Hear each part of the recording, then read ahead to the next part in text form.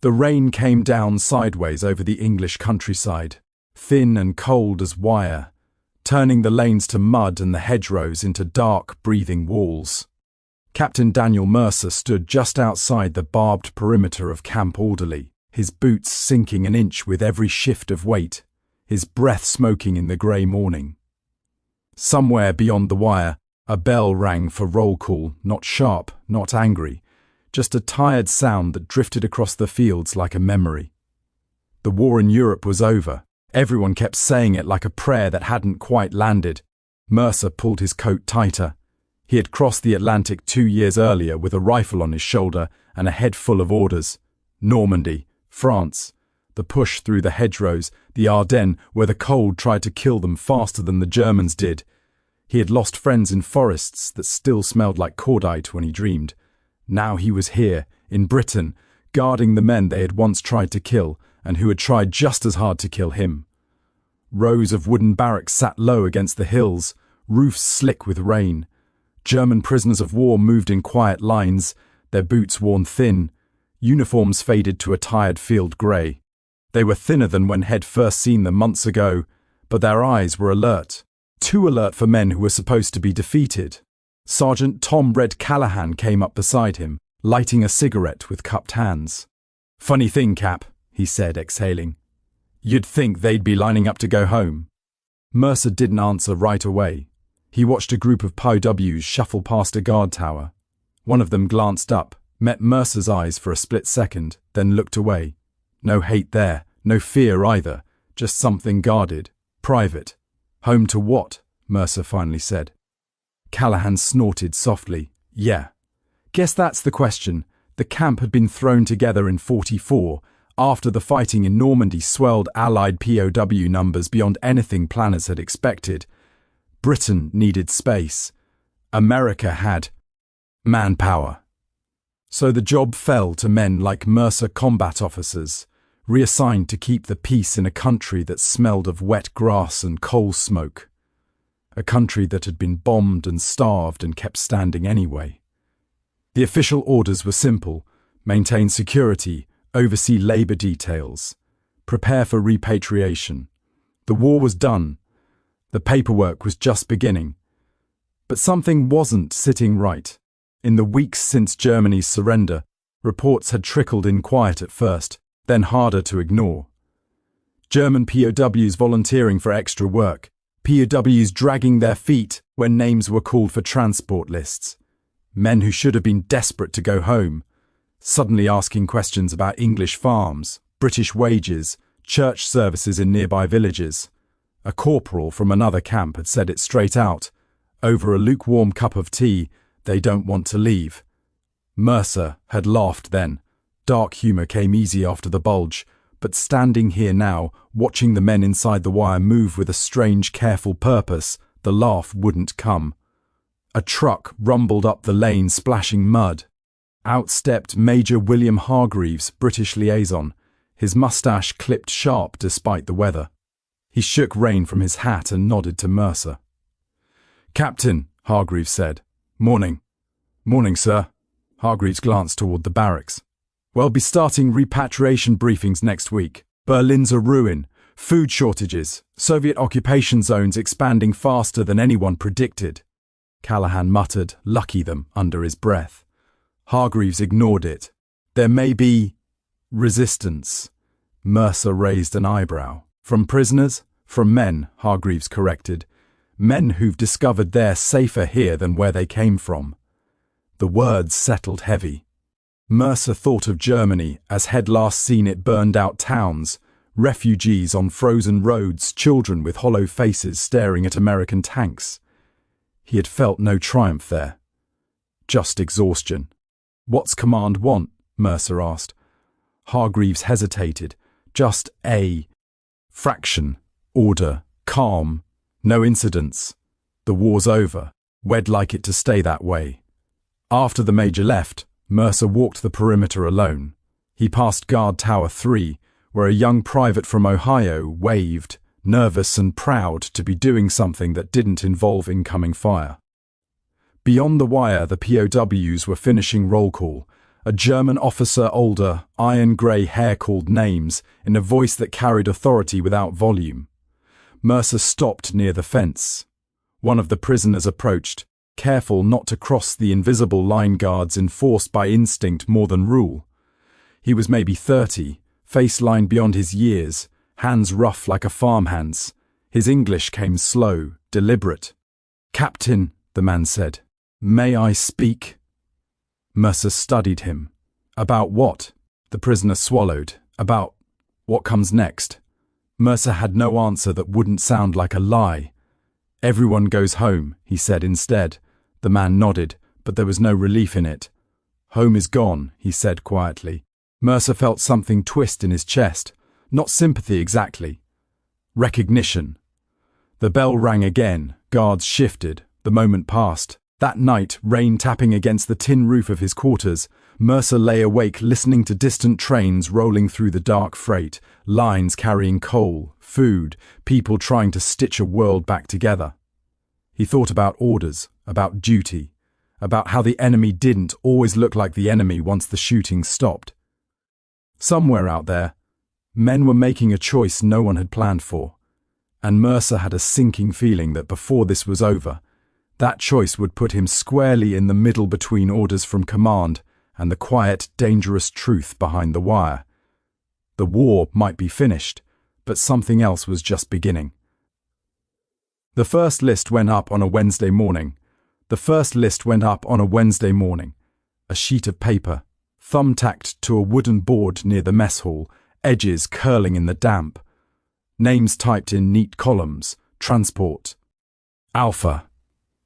Departure. 7 days. Mercer watched the prisoners gather around it. No shouting, no panic, just a low murmur, like wind through dry leaves. Men leaned in, traced lines with fingers, then stepped back. Some faces tightened, others went blank.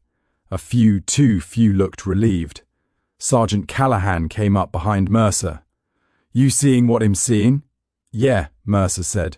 "Nobody celebrating." By noon, 3 men reported sick. By evening, 1 work detail came back short a prisoner. Wood wandered off into the fields and let himself be found an hour later, apologetic, confused, claiming head lost his way. It was small stuff. Nothing that made it into official reports. But Mercer had learned in combat that wars didn't turn on explosions alone. Sometimes they shifted on things barely loud enough to hear. That night, he sat in on a briefing with his lieutenants. Young men, most of them. They'd survived Europe and were now trying to remember how to relax. "I don't like it," Lieutenant Harris said. "Feels like the start of something." "It's nerves," another officer replied. "They're scared of going back to a wrecked country." Mercer nodded. "That's part of it. But it's not the whole story."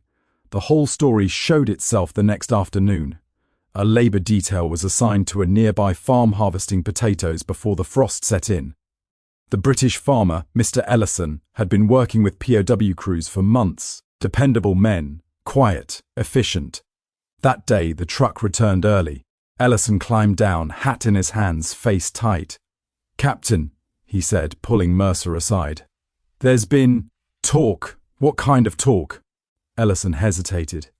"They asked if there'd still be work for them next year." Mercer frowned. "They won't be here next year." "That's what I told them," Ellison said. They didn't look convinced. Mercer went straight to the barracks that evening. He found the German officer he'd noticed before, the one with the iron-grey hair. His name was Oberleutnant Karl Fischer, former schoolteacher, according to the file. Captured in Normandy. No known war crimes. Clean as any file from that war ever got. "You've got men asking farmers about jobs," Mercer said. Fischer met his eyes evenly. "Yes, you want to explain that?" "They are afraid," Fischer said. "Germany is broken. There is hunger, no homes, no work. Here, there is order." "You're prisoners," Mercer said. "Yes," Fischer replied, "but we are alive." The words landed harder than Mercer expected. "You're going back," Mercer said. "That's not up for debate." Fisher nodded once. I understand, but you should know you are not forcing animals into crates. You are sending men into darkness.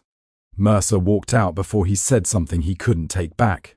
2 days later, the first real incident hit. A guard tower reported a disturbance near Barracks C. By the time Mercer arrived, the yard was crowded. Guards tense, rifles low but ready. A knot of prisoners stood apart from the others.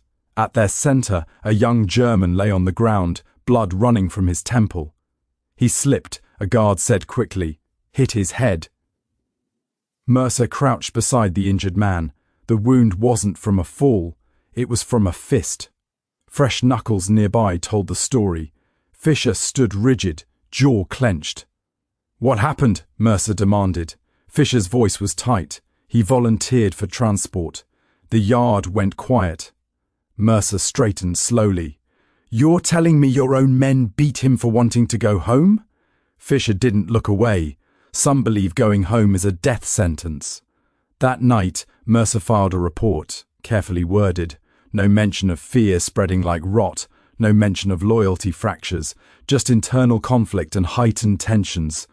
Command responded with new orders, accelerate repatriation. The next list doubled in size. That was when the resistance turned quiet and coordinated. Men misplaced paperwork, claimed injuries, developed coughs that disappeared when transport trucks rolled away. A guard caught 2 prisoners trying to sabotage an engine, not enough to be obvious, just enough to delay. Mercer felt the pressure building from both sides. British officials wanted the camps cleared. American command wanted the problem gone before it turned political. Guards wanted clarity. Prisoners wanted time. Then came the night of the fire. It started in the far barracks, a small blaze that could have been an accident faulty stove, careless hand. But as alarms rang and guards rushed in, Mercer saw movement elsewhere, shadows slipping between buildings, a diversion. Lock it down, he shouted. Nobody leaves the yard. Smoke curled into the night. Prisoners coughed, shouted in German and English. For a moment it felt like combat again, chaos, noise, fear tightening the chest. They put the fire out. No deaths, minor injuries. But Mercer knew what it was. A test. Later, in the dim light of the command hut, Callahan spoke what everyone was thinking. They're not just stalling anymore, Cap. They're organizing. Mercer rubbed his eyes. He hadn't slept right in weeks. They're scared, he said, and scared men do desperate things. Callahan leaned forward. So what do we do? Mercer looked at the repatriation lists on his desk, at the names typed clean and final. Outside, the camp settled into uneasy silence. Somewhere beyond the wire, a train whistle echoed across the fields heading east. Mercer had a sinking feeling that when the next move came, it wouldn't be quiet. The escape didn't come at night. That was the first mistake everyone made. It came just before dawn, when the sky was a bruised blue and the guards were running on cold coffee and habit. When men were thinking about breakfast instead of danger. When the world felt for a moment almost normal. The alarm tore through the camp like a shell burst. Tower 2 reporting breach. Repeat breach at Tower 2.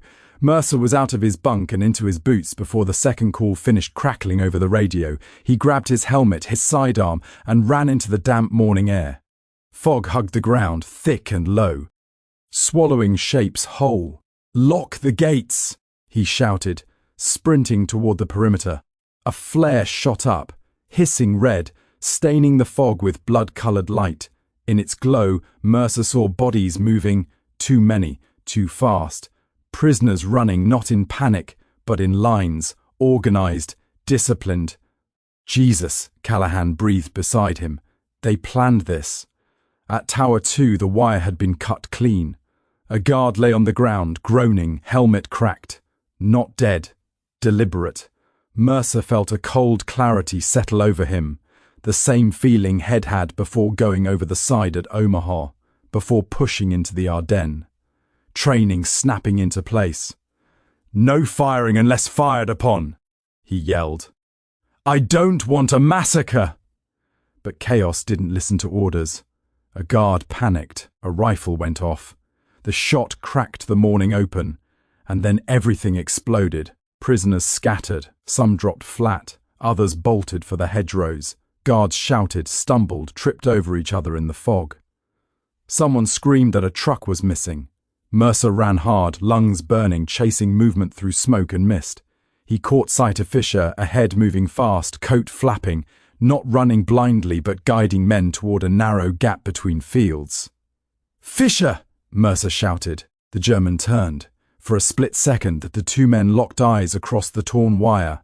No hatred, no triumph, just grim understanding. Fisher raised his hands.